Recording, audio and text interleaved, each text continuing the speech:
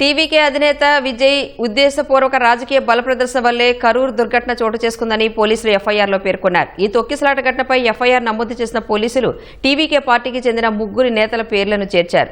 విజయ్ను చూసేందుకు వచ్చిన జనసమూహాన్ని నియంత్రించడం కష్టమైపోయిందని, అది తొక్కిసలాటకు దారితీసిందని ఎఫ్ఐఆర్లో పేర్కొన్నారు. ఈ తొక్కిసలాట ఘటనపై అసత్య ప్రచారాలను వ్యాప్తి చేయవద్దని తమిళనాడు సీఎం ఎంకే స్టాలిన్ విజ్ఞప్తి చేశారు.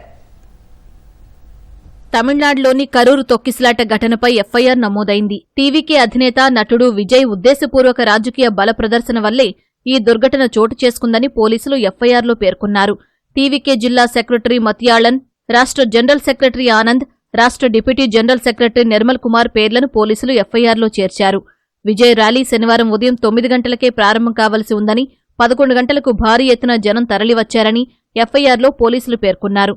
మధ్యాహ్నం విజయ్ అభిమానులను ఉద్దేశించి మాట్లాడాల్సి ఉంది, కానీ ఆయన సాయంత్రం 7 గంటలకు వచ్చారని పేర్కొన్నారు.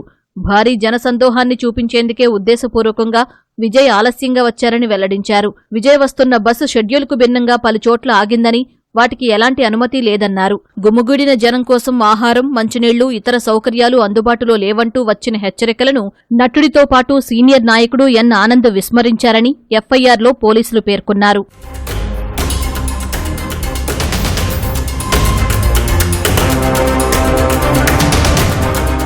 ఈ తొక్కిసలాట ఘటనపై అసత్య ప్రచారాలను వ్యాప్తి చేయవద్దని తమిళనాడు సీఎం ఎంకే స్టాలిన్ విజ్ఞప్తి చేశారు.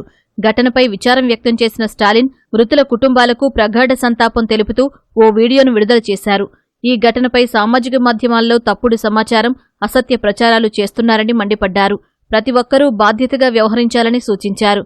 మృతులను ఒక పార్టీకి చెందినవారిగా చూడకూడదని, తోటి తమిళ పౌరులుగా చూడాలని సీఎం తెలిపారు. ఇలాంటి ఘటన గతంలో ఎప్పుడూ జరగలేదని, భవిష్యత్తులో కూడా జరగకూడదన్నారు.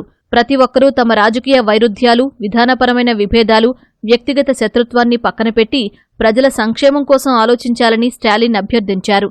ఇలాంటి సంఘటనలు మళ్లీ జరగకుండా నిరోధించడం మనందరి కర్తవ్యమని స్టాలిన్ అన్నారు.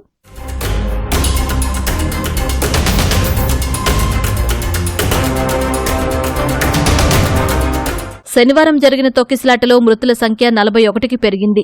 వివిధ ఆసుపత్రుల్లో 60 మందికి పైగా చికిత్స పొందుతున్నారు. వారిలో పలువురి పరిస్థితి విషమంగా ఉన్నట్టు తెలుస్తోంది. తొక్కిసలాట బాధితులను కేంద్ర ఆర్థిక మంత్రి నిర్మలా సీతారామన్ పరామర్శించారు.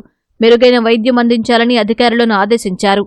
కరూర్లో తొక్కిసలాట జరిగిన ప్రాంతానికి వెళ్లి పరిశీలించారు. దుర్ఘటనపై విచారణకు నియమించిన ఏకసభ్య కమిషన్ ముమ్మరంగా దర్యాప్తు చేస్తోంది. జస్టిస్ అరుణా జగదీశన్ ఇప్పటికే ఘటనా స్థలిని పరిశీలించి దుర్ఘటనకు సంబంధించి ఆరా తీశారు. ఏకసభ్య కమిషన్ నివేదిక ఆధారంగా తగిన చర్యలు తీసుకుంటామని స్టాలిన్ తెలిపారు.